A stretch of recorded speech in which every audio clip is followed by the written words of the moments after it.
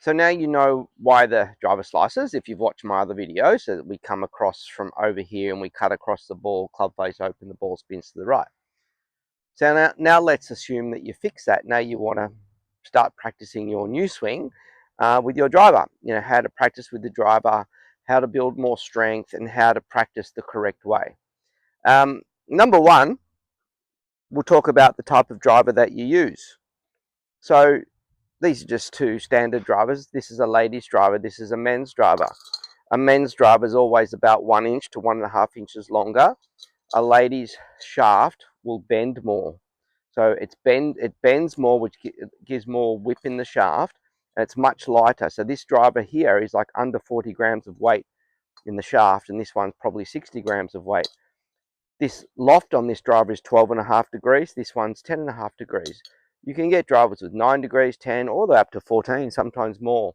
So if you're struggling for club head speed, so if your club head speed is somewhere between, you know, under 90 miles per hour, even closer to 80 miles an hour, you might think about trying a ladies driver or a higher lofted, lighter weight men's driver shaft. That'll help you swing faster. If your club head speed is 95 miles an hour and above, you should be using a stiff shafted driver and probably 9.5 degrees of loft. If your club head speed's around about 90 to 95 on that cusp area, a regular shaft is probably what you want. So definitely if you're struggling for driver distance and your swing is not too bad, try a different shaft. Go and try a lady shaft or even a senior shaft. This one here's a Japanese made driver. It's the lightest shaft you can buy in the market and it feels so light. This is a standard US style driver and it's a 60 gram shaft, feels quite heavy compared to this one. So give that a try. And the next thing you can do is to buy some teaching aids that'll help you swing a bit better. So this is just a weighted ball on the end of a stick. And I just use this a lot just to build my strength, work on my core strength. So what I'm not following through a lot here. If you watch my other videos, you'll notice I'm not dancing around. I'm setting my body up with hitting angles and I'm moving this part of the club, not the ball. I'm not just trying to swing the ball. I'm moving the shaft with my arms and my arms are pulling my body into a turn. So I'm coiling off this front left side. So I'm not going this way. And if I did this 20 times and then I picked up the driver and had a swing, the driver would feel so light. So these are a very cheap thing to buy. This is a driver length one. You can also get them a little bit shorter. So I recommend doing that 20, 30 times a day. When you do it, get into your correct posture. Don't hit the ground. Don't hit a ball with it. And just try and resist with the lower half. Go slow. There's no need doing big swings here. As I just go up and try and stop as close as I can to the bottom. And engage your core so you can actually feel the coil. So at the moment now, I'm really stretching in my left glute, my left leg. It just really feels it. And then every now and then I can do this if I want to. But the main point of that is to build resistance on the backswing. Another way you can help yourself get a bit more speed is to get yourself an alignment stick. And the other end of the spectrum, make this go faster. So you stand there with the same body shape. And now we just make the orange stick go fast. So I'm not trying to do this to make it go fast. I'm going to basically slow down my body and let the outside go fast.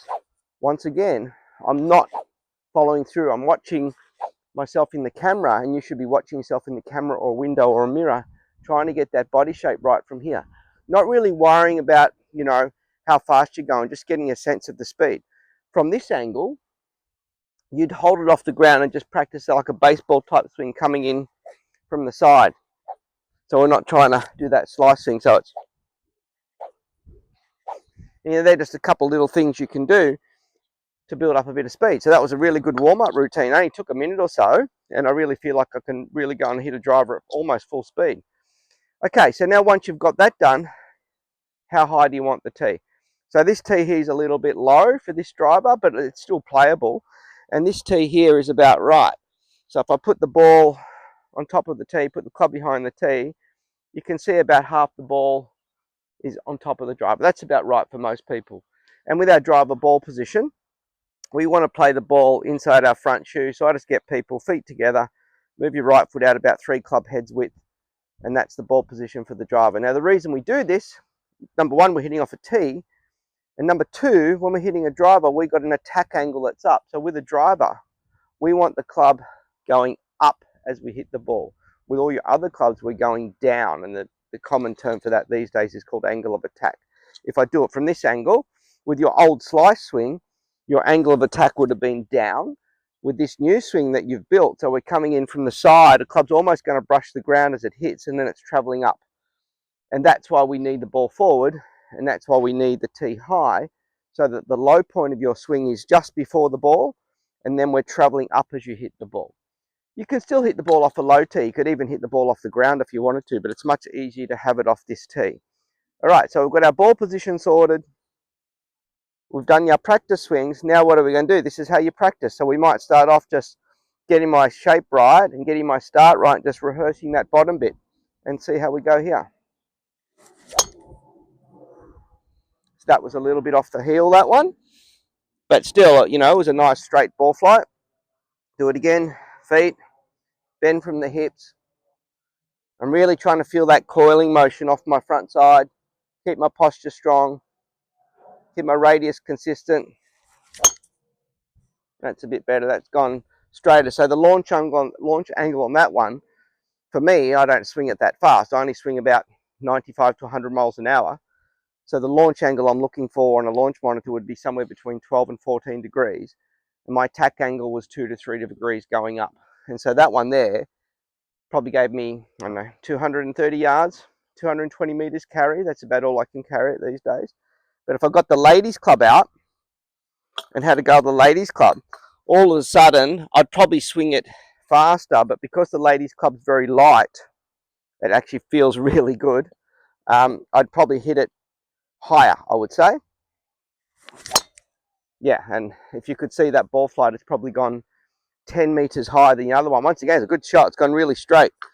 So if I was playing at altitude, you know, high above sea level, I could probably use that ladies driver and the ball would stay in the air for a long time. But, you know, down here at sea level, I don't want to go that high. So that's why for me, even though the ladies driver feels really good, it just goes up too high. So the apex of the flight is too early. So what I personally use is a Japanese spec a Zexio driver, 9.5 degrees loft, stiff shaft, but it's a Japanese spec, so it's actually a little bit lighter. And it's only like a 47 gram shaft, 50 gram shaft, so I can actually, and 9.5 degrees loft. So like it actually feels like a ladies driver, but it's a stiff shaft, and I can actually hit it pretty hard, and the ball goes relatively straight. So that's how you go practicing with your driver. So number one, fix your slice if you've already done that. Number two, find a driver that suits you. Now, you're spending $1,000 on a driver, may not be the driver that suits you. Could be, you have to try a few drivers and find one you like. When you go practice, do lots of practice swings. Buy yourself a couple of teaching aids. I really think the weighted teaching aids are really good for people who struggle for distance, really good for building strength, really good for golf fitness. Shouldn't hurt you when you're doing this. Do it slow. Come back and watch this video if you want to learn how to do it again. Get some alignment sticks and swing those really fast. So hope that makes sense. If you've got any questions, please let me know, and feel free to take a free swing review with me. You head over to my Skillest profile. Anyone watching this, if you're a first-time student, you get a free swing review. All you do is send your swing through on the Skillest app, and I'll do a free swing review just like this, and I'll give you some feedback on what I'm seeing in your golf swing. Thank you.